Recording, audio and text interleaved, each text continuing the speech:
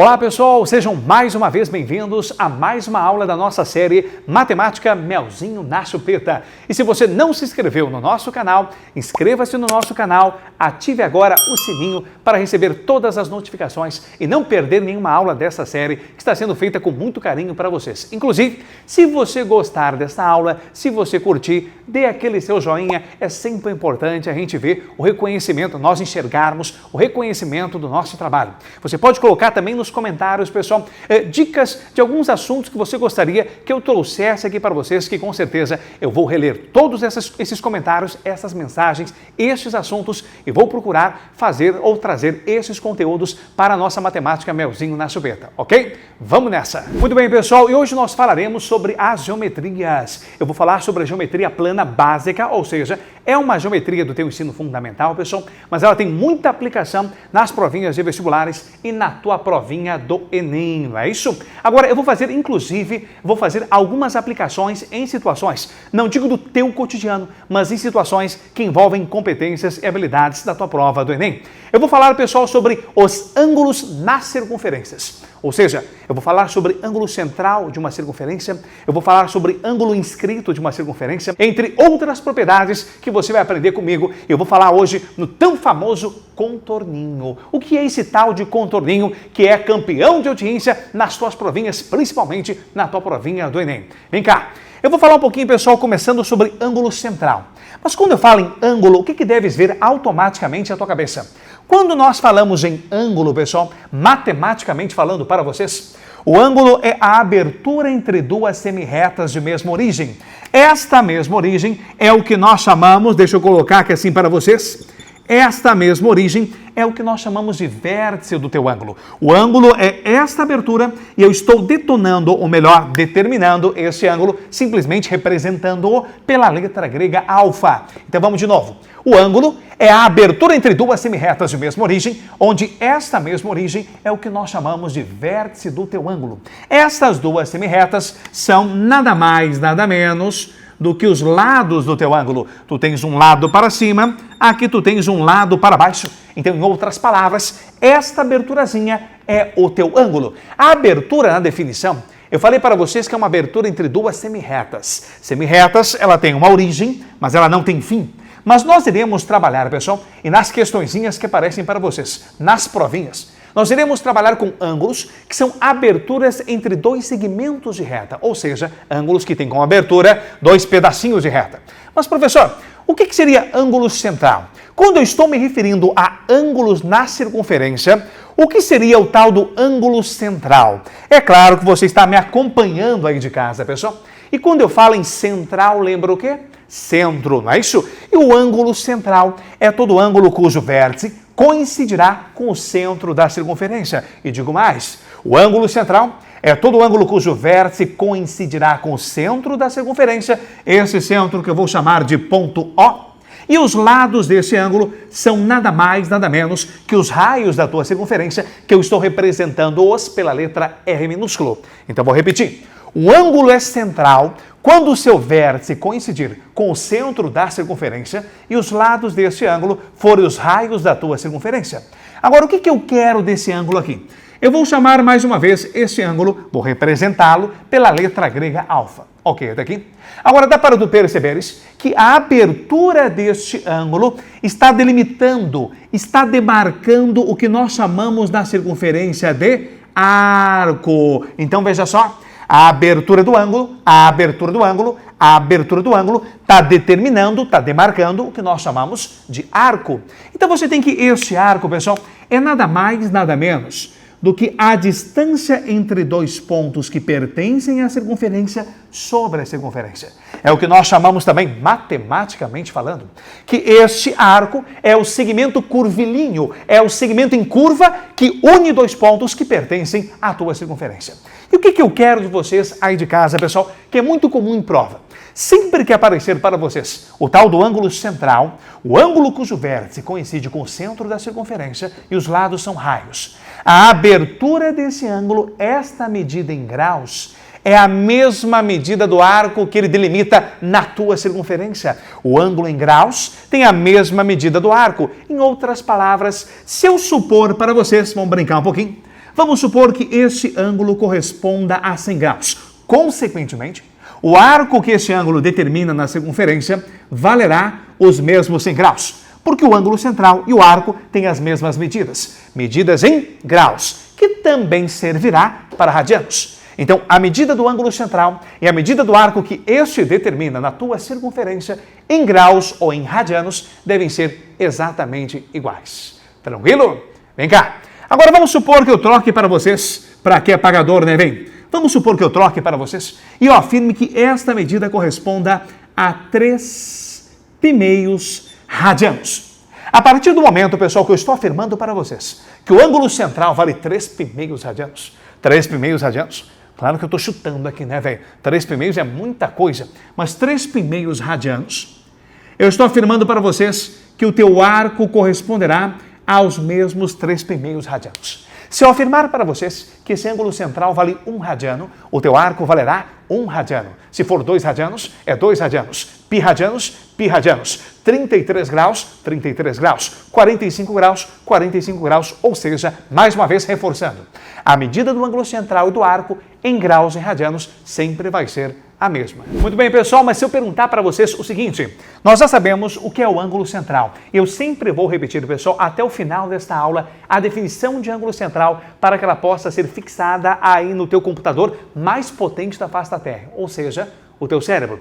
O ângulo central é todo ângulo cujo vértice coincide com o centro da circunferência e os lados deste ângulo são os raios da circunferência. Eu vou chamar o centro da circunferência de ponto O e eu vou chamar os raios dessa circunferência simplesmente de R. Lembremos, né, pessoal, da circunferência, que o raio é o segmento de reta que parte do centro da circunferência e encontra um ponto qualquer da mesma. Traduzindo, a distância do ponto O até o ponto A é o que nós chamamos de raio da circunferência. A distância do centro O até o ponto B é o que nós chamamos de raio da circunferência. Você acabou de ver comigo que a medida deste ângulo central sempre vai ser igual em graus ou radianos à medida do arco que este ângulo delimita na circunferência. Se o ângulo for 1 grau, o arco vale 1 grau e assim sucessivamente. Mas eu gostaria, pessoal, que você, meu aluno aí de casa, você que está me acompanhando nesta série Matemática Melzinho na Chupeta, olhasse para essa figura, pessoal, e usasse um pouquinho da tua imaginação. Imagine aqui uma pista circular de atletismo. Então aqui você tem uma pista circular e você, atleta, você parte do ponto A e você vai correndo e para no ponto B. A pergunta que eu faço para vocês, sabendo a medida do raio circular desta pista e sabendo a medida do ângulo central, quantos metros tu acabara de correr? Quantos metros você acabou de correr? Quantos metros você acabou de executar? Ah, professor, a medida aqui desse contorno é igual à medida do ângulo em graus ou radianos. A partir do momento, pessoal, que eu faço a pergunta para vocês, quanto é que vale este arco em metros, em quilômetros, em decímetros, em centímetros, em unidades de medida, eu estou pedindo nada mais, nada menos que o nosso contorninho. Eu quero o contorninho. Olha lá, o contorninho. Eu quero que você calcule o contorninho. Olha lá, contorninho. Contorninho. Vem cá, professor, sai da frente, sai. Eu quero que você calcule este contorninho. E a partir do momento que eu peço esse contorninho em quilômetros, em hectômetros, em metros, em decímetros, em centímetros, você de casa tem que estar com essa expressão ou esta relação na ponta da língua. Esse contorninho que vai do ponto A ao ponto B, deixa eu puxar para vocês aqui assim, o contorninho que vai do ponto A ao ponto B, eu vou representá-lo simplesmente pela letra S. E como é que eu calculo, professor Vavá, esse tal de contorninho? É importante? É importantíssimo. Para nós calcularmos ou obtermos o contorninho, que eu estou representando pela letra S, basta tu efetuares uma multiplicação. Apenas uma multiplicação. Basta você pegar o ângulo central e multiplicar pelo raio. Então, o contorninho é ângulo vezes raio, ângulo vezes raio, ângulo vezes raio. Digo mais uma vez. Ângulo vezes raio, ângulo vezes raio. O contorninho é ângulo vezes raio. Então, o teu contorninho, que você representou comigo pela letra S, é o teu ângulo, que eu chamei de alfa, vezes o teu raio, que eu chamei de R. Então, ângulo vezes raio, vá lá, ângulo vezes raio, ângulo vezes raio, só que tem um detalhe. Tava bom demais para ser verdade. Tu quer dizer uma coisa? Sempre que eu pedir o contorninho, esse contorninho, professor, ele pode passar do ponto B, gente. Esse teu contorninho pode sair do ponto A e pode voltar ao ponto A. Aí seria o contorninho completo, que nós chamamos de contorno, comprimento ou perímetro da circunferência. Mas é um contorninho. Então, se é contorninho, é ângulo vezes raio, ângulo vezes raio, ângulo vezes raio, desde que este teu ângulo alfa obrigatoriamente ele esteja em radianos. Então, eu só poderei usar essa relação ângulo vezes raio, se o ângulo estiver em radianos. E geralmente o que ele faz para vocês nas provinhas? Ele te fornece o ângulo quando fornece em graus. E imediatamente o que você tem que fazer? Transformar esse ângulo dado em graus para radianos. E como é que eu faço, Vavá, a transformação de um ângulo dado em graus para radianos? Vem comigo. Muito bem, pessoal, nós já vimos que para calcularmos o contorninho, basta você efetuar ângulo vezes raio, desde que o teu ângulo central esteja em radianos. E geralmente aparece para vocês em graus. Então, como é que você faz a transformação do ângulo dado em graus para radianos? Para nós transformarmos o ângulo dado em graus para radianos, ou seja, você sai do grau e vai para radianos. Simplesmente, pessoal, você vai pegar a medida do ângulo alfa, que é o ângulo dado em graus, você vai multiplicar esta medida do ângulo por π e você vai dividir o resultado dessa multiplicação simplesmente por 180 graus. Eu vou repetir. Sempre quando tu quiseres passar um ângulo dado em graus para radianos, você vai pegar a medida deste ângulo dado em graus, que eu supus alfa, multiplicar esta medida por π e dividir o resultado dessa multiplicação simplesmente por 180. Agora, se tu quiseres voltar de radianos para graus, quando ele fornece para vocês um ângulo dado em radianos, basta você efetuar a seguinte troca. Basta você trocar o teu π, então você vai ter o ângulo dado em radianos, você vai trocar o teu π simplesmente por 180 graus e efetuar as operações elementares. Para você aí de casa me acompanhar, pessoal, veja só. Vamos supor que eu já saiba que o contorninho é ângulo vezes raio, é para fixar mais uma vez. Olha, ângulo vezes raio é para te incomodar. Olha, ângulo vezes raio. Agora vamos supor que esse ângulo seja dado em graus. Vamos supor que o ângulo que você tem aí é nada mais, nada menos que 30 graus. Como é que você passa rapidamente 30 graus para radianos? Basta você multiplicá-lo por π e dividir o resultado dessa multiplicação por 180 graus. Então vamos lá, venho. Você vai multiplicar simplesmente o 30 por π e você vai dividir o resultado desta multiplicação simplesmente por 180 graus. Efetuando as simplificações necessárias, agora vem uma das partes que você mais gosta na matemática e o que você tem mais gostado nas minhas aulas. Cortar, né, velho? Olha aqui, tá multiplicando, cancelemos o zero com o zero. Ainda você tem 3, você tem 18. 13 e 18, ambos são divisíveis por 3. O 3 dividido por 3 vai sobrar 1. E o 18 dividido por 3 vai sobrar 6. Porque 3 vezes 6 dá 18.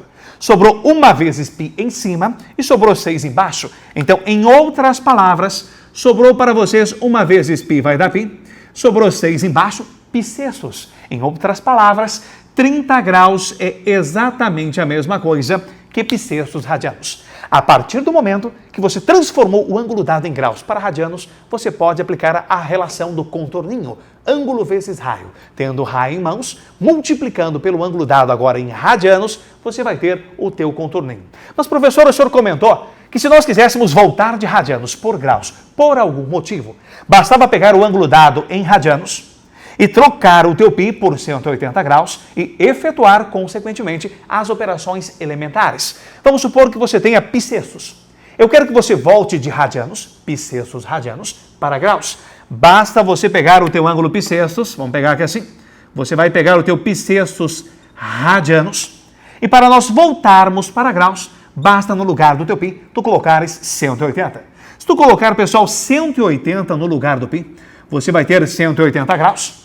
Isto tudo ainda dividido pelo teu 6. Agora, faça a divisão aí de casa. Quanto é que vale 180 graus dividido por 6? Quanto é que vale 180 reais dividido entre 6 pessoas em partes iguais? O que você faz? Dá para simplificar, vem, ó, o 18 dá por 6. 6 por 6 dá 1. 18 por 6 vai sobrar 3. Em outras palavras, vai sobrar nada mais, nada menos que 30 graus. Então você tem que 30 graus corresponde a bissextos radianos e que bissextos radianos corresponde a 30 graus, ok? Vamos nessa, porque tem mais coisa vindo pela frente. Pessoal, brincadeiras à parte, mas agora, quando eu falo em contorninho, você sabe que é ângulo vezes raio. Não foi à toa, tem muita gente que se incomoda, né? Ah, o professor está repetindo, já me encheu o saco. Eu vou te mostrar, pessoal, que essa encheção de saco tem um porquê. Eu vou te mostrar que ao invés de você decorar algumas formulazinhas que são importantes, você vai memorizar simplesmente pelo fato de saber que eu estou te incomodando com ângulo vezes raio. Ângulo vezes raio. Quer ver uma coisa? Vem cá.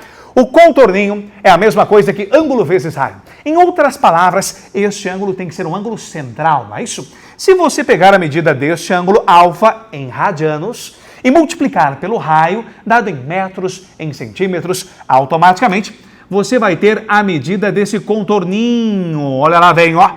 Nós temos que o ângulo vezes o raio, desde que o ângulo esteja em radianos, é o teu contorninho. Tranquilo? Agora podemos colocar assim, né, professor? Nós temos que o contorninho é nada mais, nada menos que o ângulo em radianos vezes o teu raio. Olha só onde você aí em casa vai chegar comigo, pessoal. Você vai se surpreender com você mesmo. Você que pensava assim, eu não sei nada de matemática. Vai chegar na prova do Enem final do ano, eu não vou saber aplicar as relações. Aí você vai lembrar desta aulinha. Escuta que eu estou te falando. Agora vamos supor, pessoal, que alguém saia do ponto A e imagina lá você, atleta nato. Você está em uma pista circular e você começa a correr do ponto A e cansa e para no ponto B. Agora, se eu perguntar quantos metros você percorreu, basta você fazer ângulo vezes raio. Agora vamos supor que você se empolgou. Você se empolgou e passou do ponto B, olha lá, passou mais um pouquinho. Se empolgou e foi mais um pouquinho, olha lá, mostrou que você pode e vai mais um pouquinho.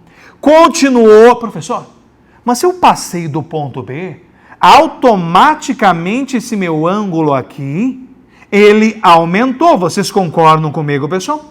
O teu ângulo foi aumentando, aumentando. A tua abertura, ela continua aumentando, porque ela faz o quê? Ela segue o teu contorno, não é isso? Agora você concorda que se você continuar, corre, não para, não. Começa a correr e volta ao ponto A. A partir do momento, pessoal, que você retorna ao ponto A, você acabou de percorrer o que nós chamamos de uma volta completa. Como eu estou falando ainda em contorninho, quando você sai de um ponto e chega novamente a esse ponto, você acaba de percorrer um contorninho completo.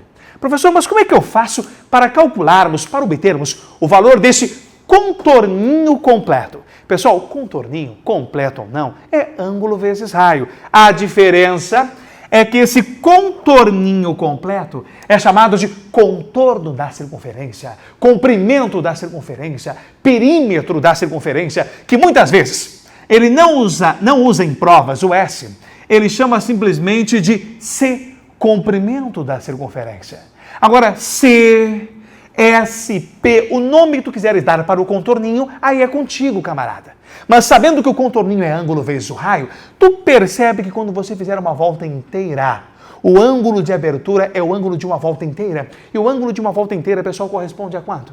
Isso mesmo, a 360 graus. Agora, 360 graus? Como é que eu passo o ângulo 360 graus, que é uma volta completa, como é que eu passo ele para radianos? Para passá-lo para radianos, acabamos de ver. Basta você multiplicar o ângulo dado por π e dividir o resultado dessa multiplicação simplesmente por 180. Concorda comigo?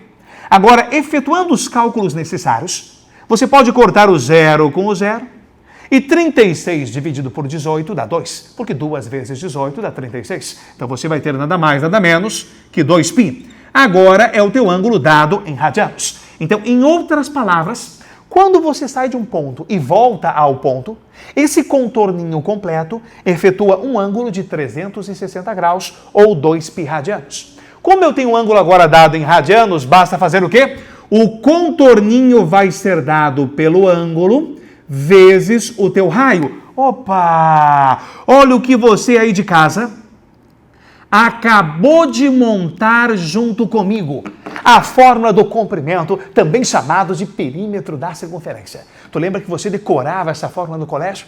Tinha a área da circunferência, que era πr ao quadrado, e tem o contorninho da circunferência, o contorno total, o comprimento, o perímetro, que era 2πr. Então você decorava 2πr. Decorava é bom, né? Você decorava 2πr. Só que esse 2π nada mais é do que o ângulo 360 em radianos. E ângulo vezes raio é o contorninho. Porém, aqui tu tinhas o contorninho completo. Então, o comprimento, o contorno, o perímetro, toda a volta da circunferência também vai ser calculada por ângulo vezes raio. Só que o ângulo é 2π e o teu raio eu estou representando pela letra R, ok? Vamos ver algumas aplicações? Vem comigo. Muito bem, pessoal, mas o que eu quero de vocês? O que eu quero, não. O que a prova do Enem quer de vocês? Que você saiba resolver questões aplicadas nas competências e habilidades que o Enem cobra na tua prova. Por exemplo, a competência gera 2, que fala da parte de geometria, tanto a geometria plana quanto a geometria espacial. Dentro dessa competência, tu tens 4 habilidades, habilidade 6, habilidade 7, habilidade 8 e habilidade 9.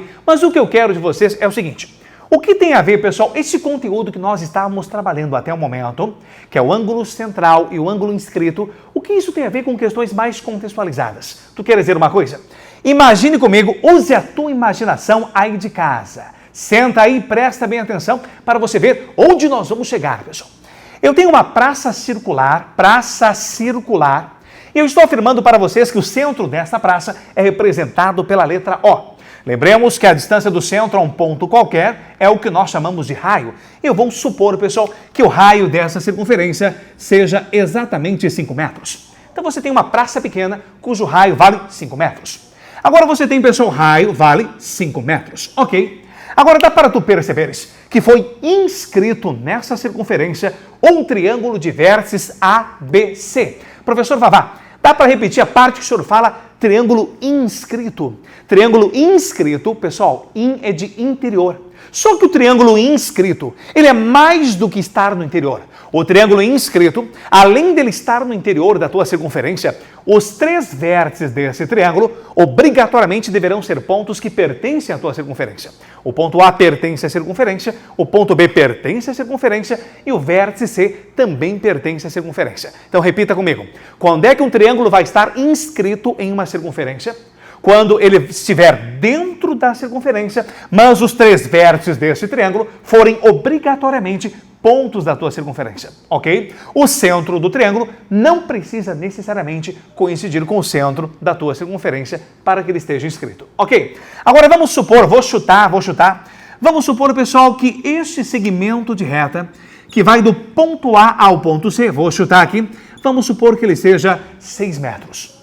Supondo que tu tens um lado do triângulo AB, que vale 10 metros, porque você sabe que 5 mais 5 corresponde a um total de 10 metros. Se um dos lados do triângulo for 10 metros, o outro lado do triângulo for 6 metros, determine a medida do terceiro e último lado, ou seja, eu quero que você calcule a medida do lado BC do meu triângulo em metros.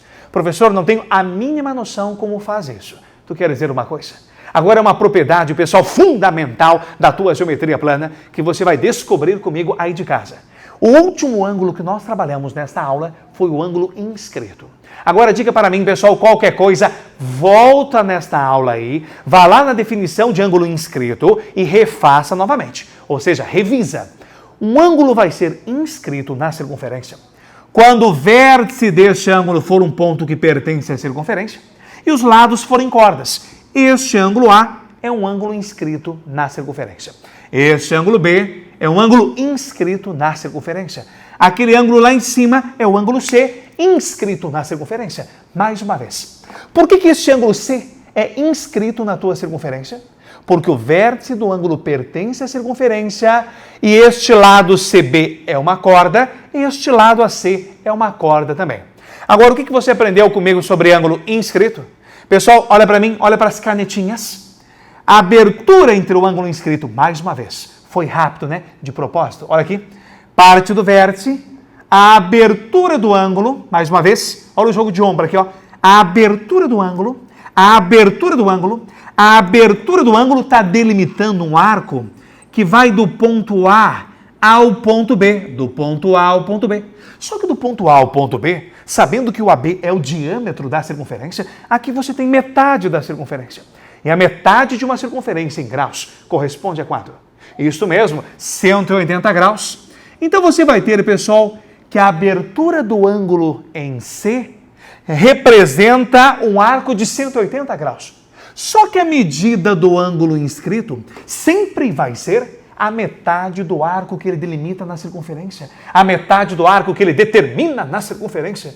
Então, se ele determina um arco de 180, é porque obrigatoriamente este ângulo vai ser a metade. E quanto é que vale a metade de 180 graus? 90 graus. E se você tem 90 graus, automaticamente você tem em mãos um dos triângulos mais famosos das suas provas de vestibular, mais Enem. Você tem o triângulo retângulo. E quando você tem triângulo retângulo, o lado oposto é o que nós chamamos de hipotenusa, que neste caso vale 10. Um dos lados que forma o ângulo é o cateto, 6. E o outro lado é o que eu estou procurando. Mas se você tem hipotenusa 10, um cateto 6, o outro cateto, qual a relação que tu vai utilizar? Você vai utilizar o teorema do tio Pita.